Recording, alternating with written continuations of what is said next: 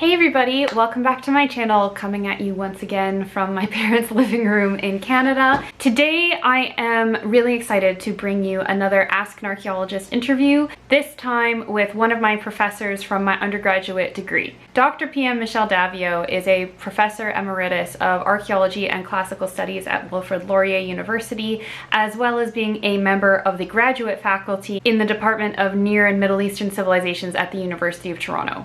Since 1996, she has been the director and chief archaeologist of the Wadi al-Thamad survey and excavation project in the Hashemite Kingdom of Jordan. The site, Khirbet al-Mudanya, is part of this project and is where I spent 3 summers digging during my undergraduate degree under her tutelage. She was also previously the director of the Jawa project, an Iron Age and early Islamic site also in Jordan. Her recent research concerns sites within the Wadi al-Thamad survey area that date to the Iron Age, also known as the Moabite culture, and the Roman period, which covers both Nabatean and Roman settlements and forts. She has a special interest in religious iconography and the tools of various crafts and industries. During the time that I was studying at Laurier, she was one of the most senior lecturers in our department, and besides the students that she took away with her during the summers on field school, she also had students volunteering for her year-round in her lab, helping her process all of the vast amounts of ceramics and pottery that she was bringing back from Jordan to analyze. Personally, I did a little bit of that volunteering in my first year as well, and several of my friends did volunteering throughout the entire time that they were at Laurier.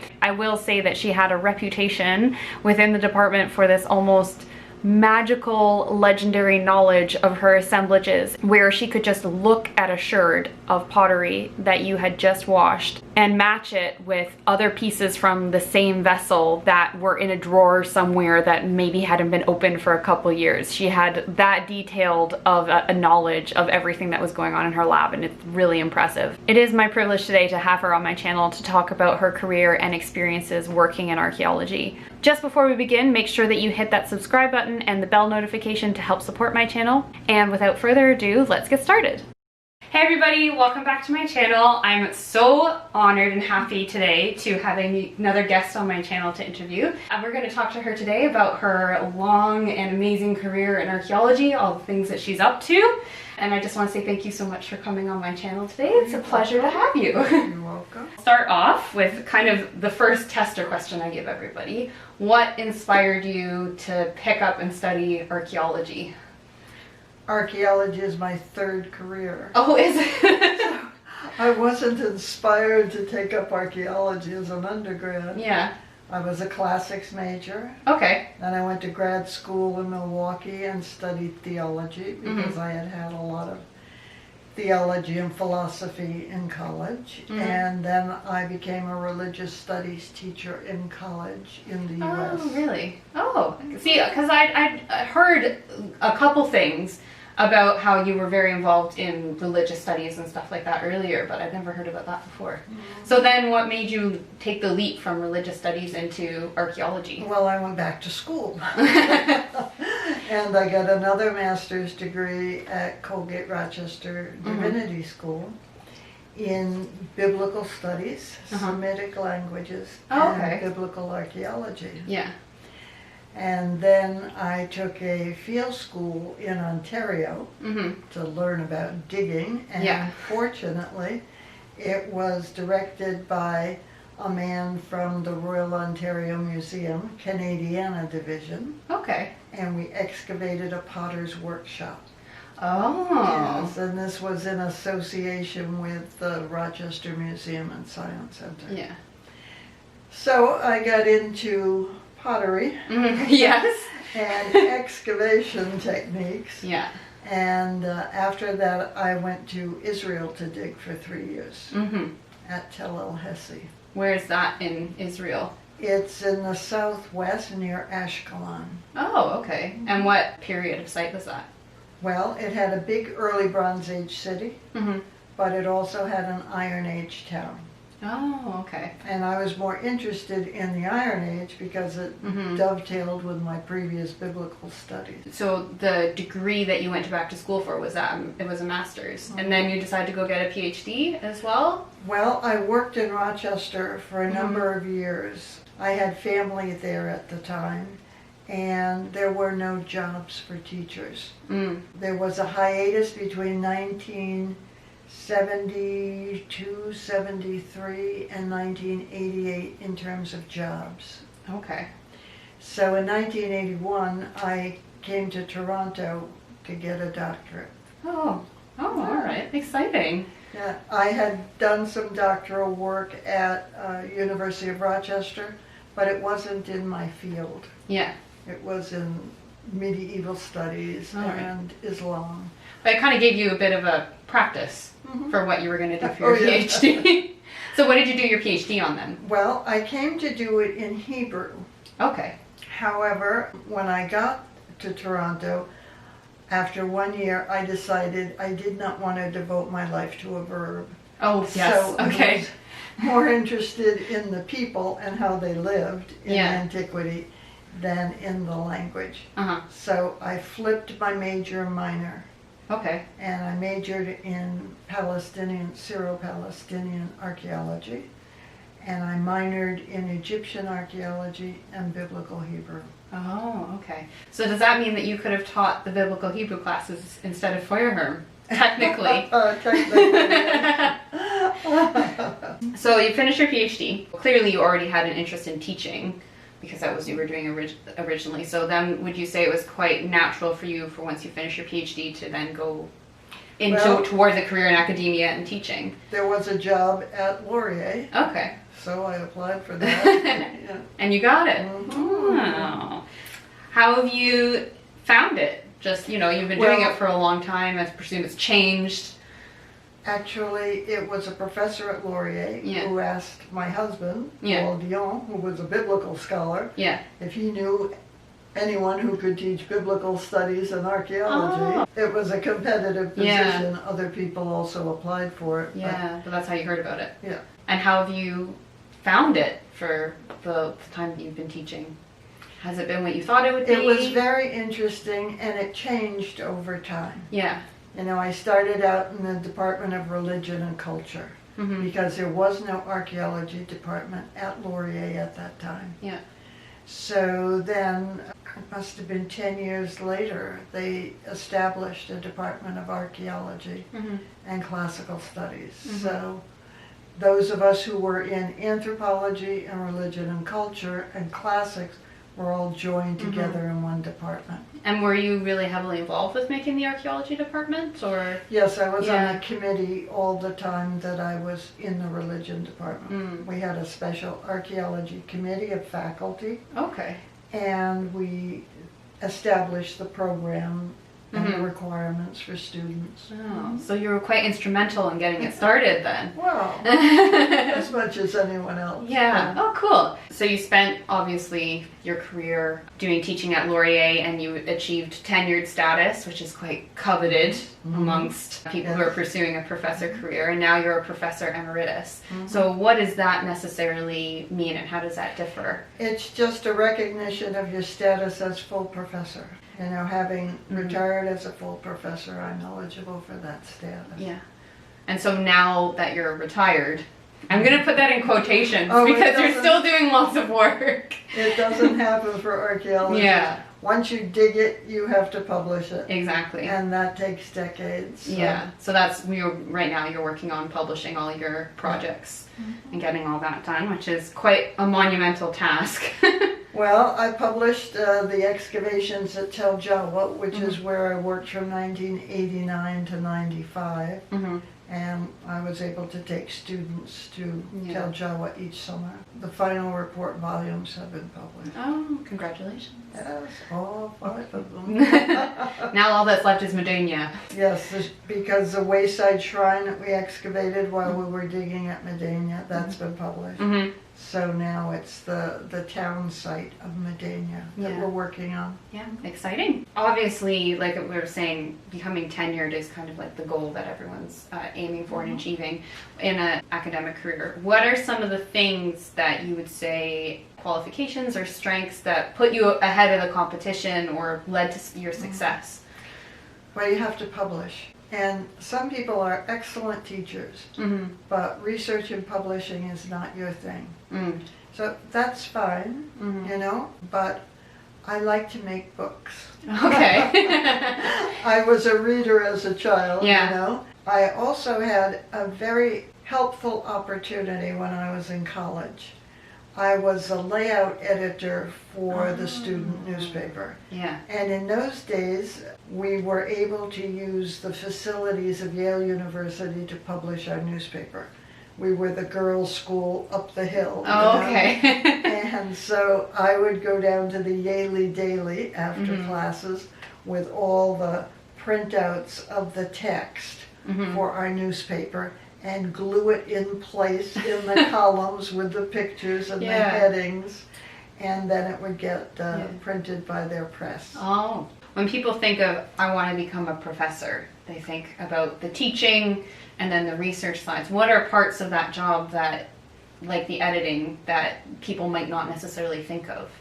They don't realize how long it takes. Okay. Especially for archaeology. Yeah. Because what you're trying to do is not only report on what you did, you're trying to understand the people who produced the buildings and the pottery and the artifact.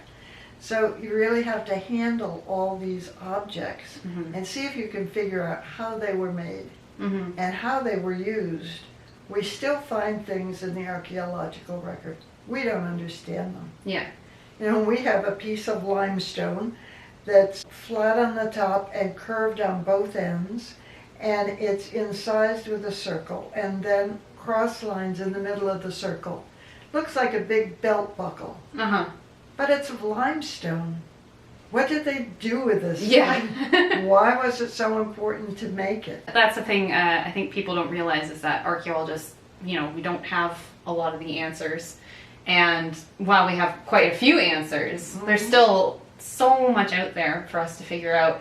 And it is kind of a lifelong process to try and understand these people that are so far away from us, even though in a lot of ways they are very similar to us in ways that I think people don't understand. Oh, they were smart. Yeah.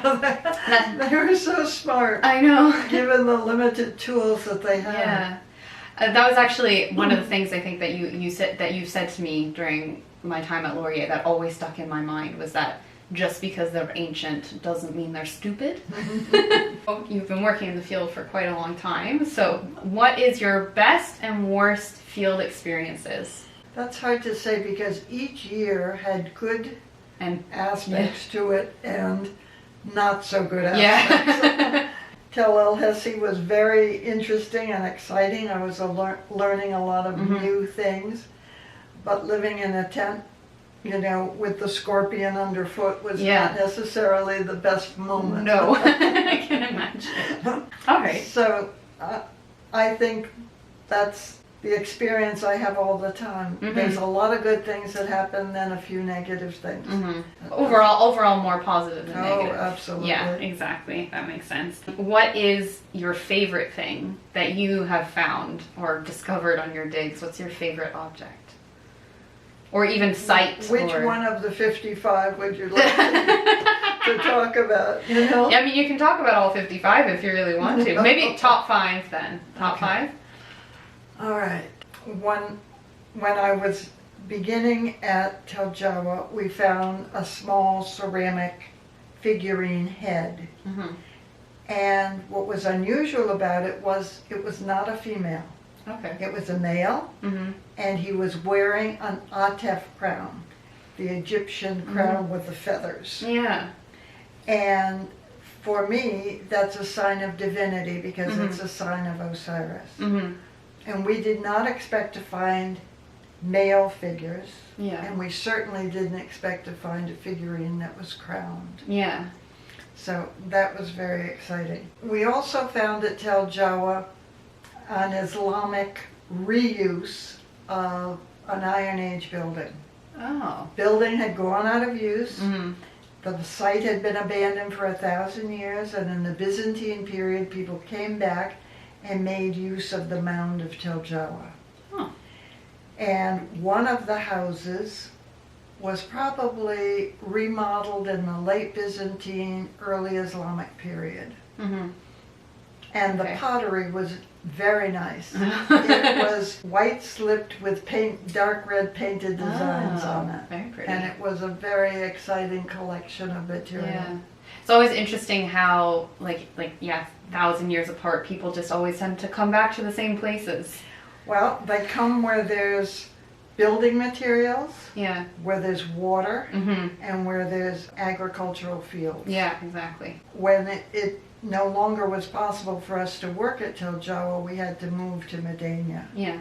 And we also excavated a Roman period tomb in the village of Jawa, which was next door to us.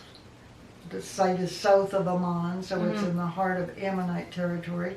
But this early Roman period tomb was one of those that had locally recesses in the stone wall to place the dead. Were you a dig director at Tel Jawa, and then but was Medenya kind of like your first independent project, or?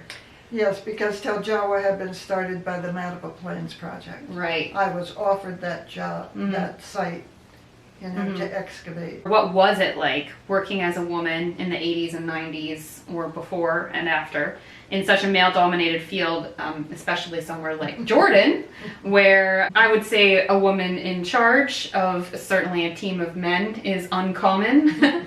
Maybe not so much today, but... When I first started, it was. Yeah. And I remember wearing a keffiyeh at Tel Jawa, especially in May when it was cool. And one of the basket boys came and told me I had to wear an egal around my head because I was the mudira. I was the boss. Oh. Have you ever had to kind of push back against people telling you, like, oh, you don't know what you're doing because you're a woman, or? Not in Jordan. Oh, really? But when I was first hired to work in the States, I was hired at a lesser salary than a man. And there was no reason for that because we had equal experience and training. But that was because I was a woman. Yeah. And it was the time when all women were treated that way. Yeah, exactly. Are there any like particular instances or like cool stories or like memories that you want to highlight about your time working in archaeology? When we first found the temple at Medenya, this was the first Moabite temple ever discovered, we found broken altars on the floor of the temple. And one altar was in 3 pieces. So we brought it home to Acre where we were living, and we didn't realize that it was painted and that it was inscribed. Oh. And we showed it to an Israeli scholar who was there, living at Acre and doing research, and he was a specialist in the script and language. But I didn't know it had an inscription because it was hadn't been cleaned yet. After he left, I started cleaning the altar. And lo and behold, the incised letters made their appearance. So I took a piece of cellophane and put it over the altar, and I traced them on the cellophane in black marker and faxed that to my husband, who was here in Canada, so that he could translate the text. What did it say? Do you remember? Yeah, of course. Wow. The best thing about it was not a dedicatory. It wasn't dedicated to a god or goddess. Okay. It was a label which explained that this is the incense altar that Elishama made. Oh, so it had the name of the person that made it on it. Yeah. Well, that's so cool. Have you found the ancient name of Medenya yet?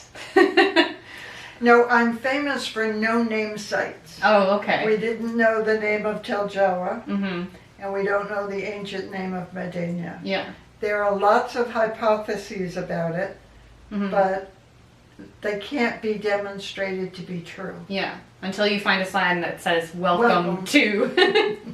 You're never going to know. Yeah, I remember you saying that. What are some wisdom or things that you would say to somebody who's like a young archaeologist who's wanting to start out What would you say to encourage or inspire someone to follow in your footsteps? It depends on their area of interest. Some people are interested in social theory.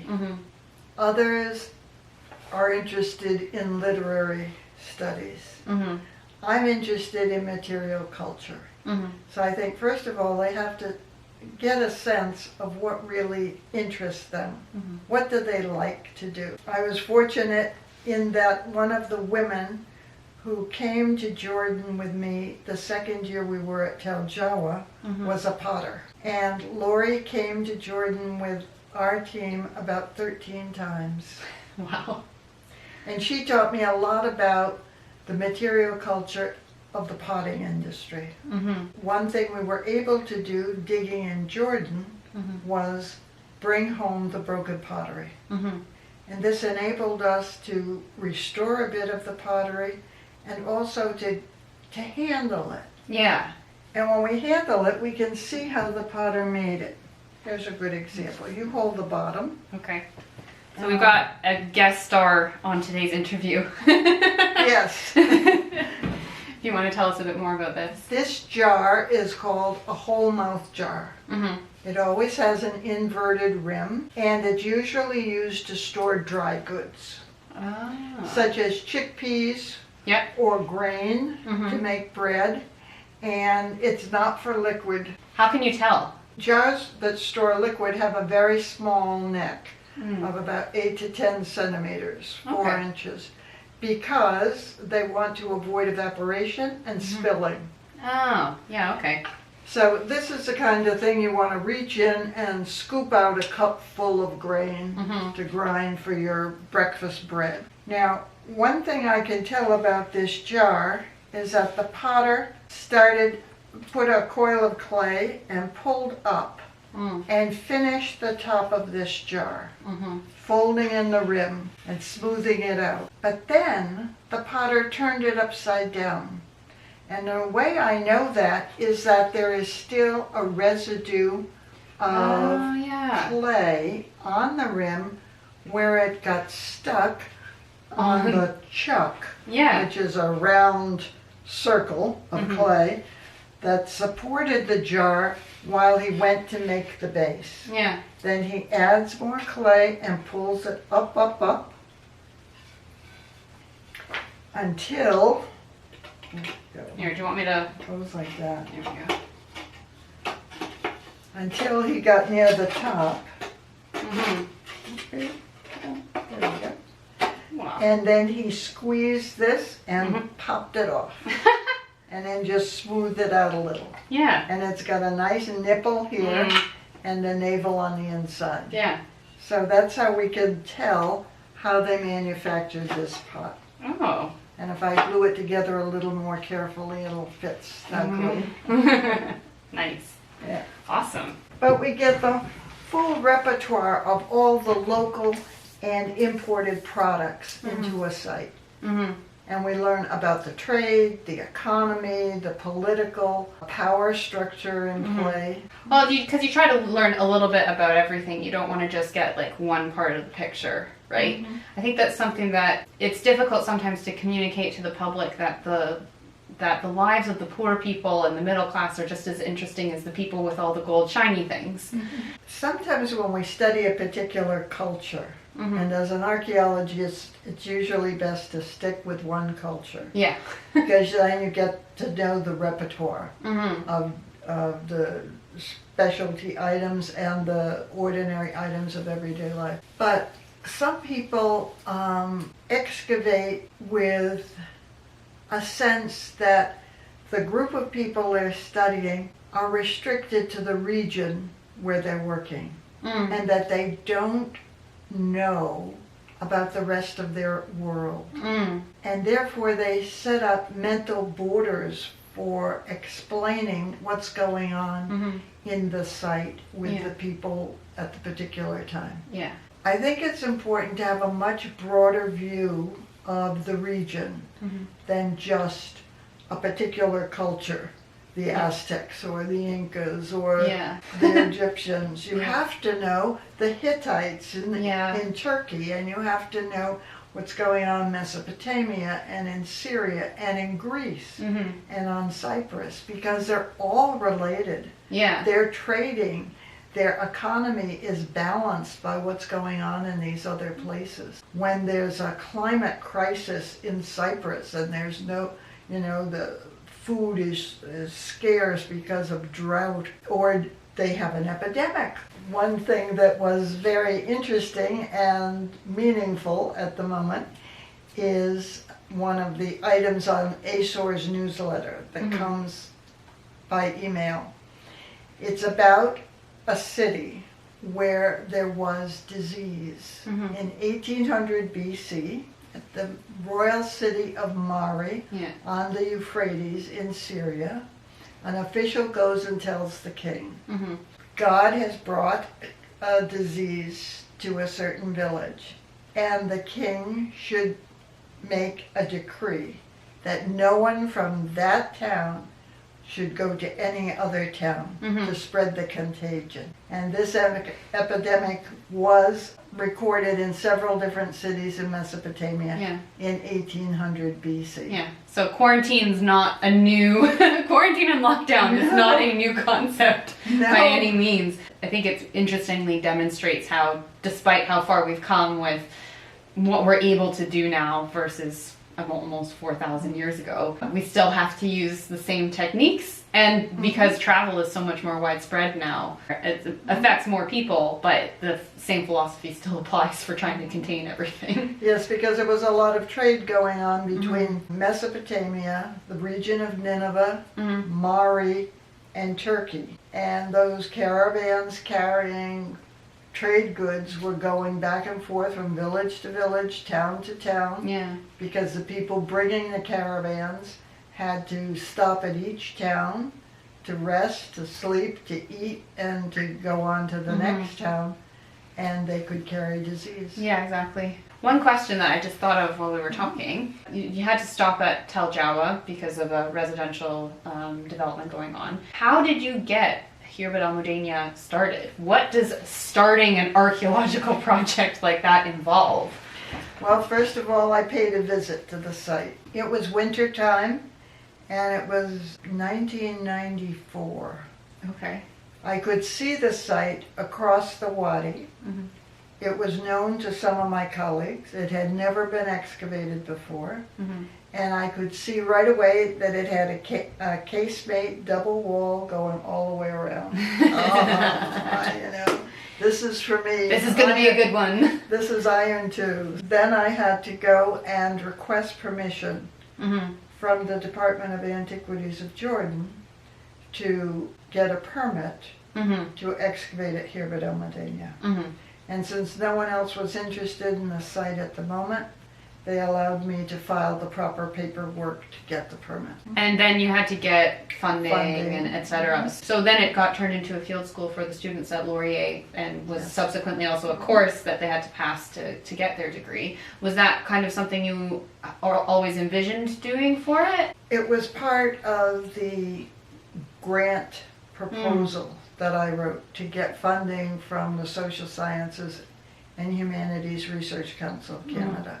I had to demonstrate that not only was I doing this for my own interest, but that I would be training students both in the field and in the lab.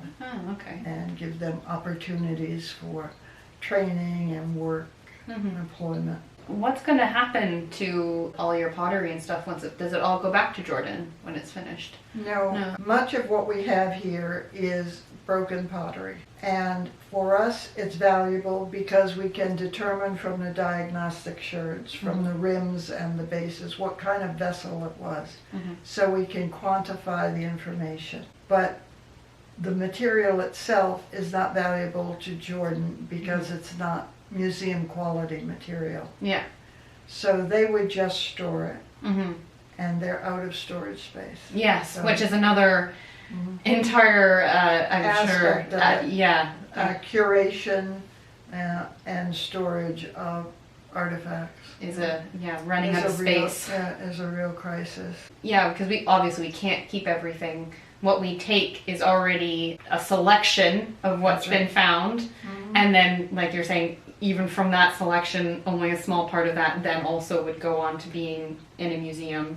And obviously not everything is going to be included in the publications and stuff like that. What I do is, for all the diagnostics, even though they are not illustrated in the book, only certain ones are, each item is linked to a record in the database, and the databases and the images go online. For Jawa, I have 2 volumes with their databases and their linked images online.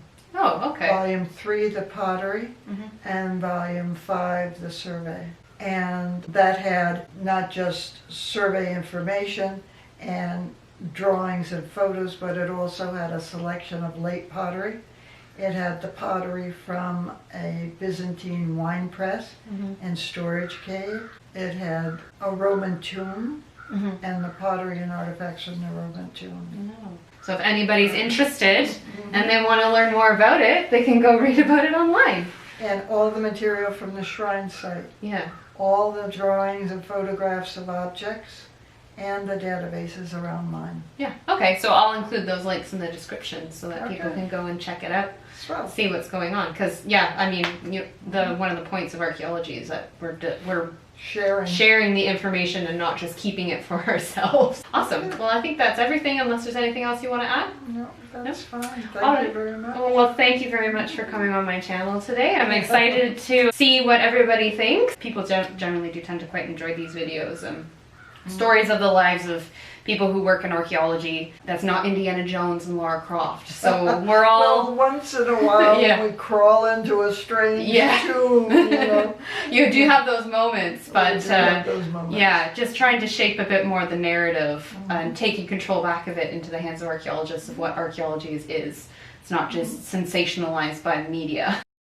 Okay guys, that's it for today. I hope that you enjoyed watching this interview as much as I enjoyed making it and talking to Dr. Daviau. Previously I mentioned volunteering and her having students helping her in her lab. I actually just recently this year started volunteering for her again, donating some of my time to help digitize illustrations of some of her sherds, pottery for her publications, as well as helping her build a website for the Wadi Athamid project and specifically the Khirbet El Mudanya site. If you want to learn more about this site that I spent 3 summers digging on and that she's been working on excavating and publishing for the past 24 years, I've put the link to the website in the description box below if you want to check it out, along with all of my normal social media links if you'd like to follow me on there as well. If you like this video, please give us a thumbs up. If you have any questions, comments, or concerns, please put them down below in the comment section and I will do my best to answer them as usual.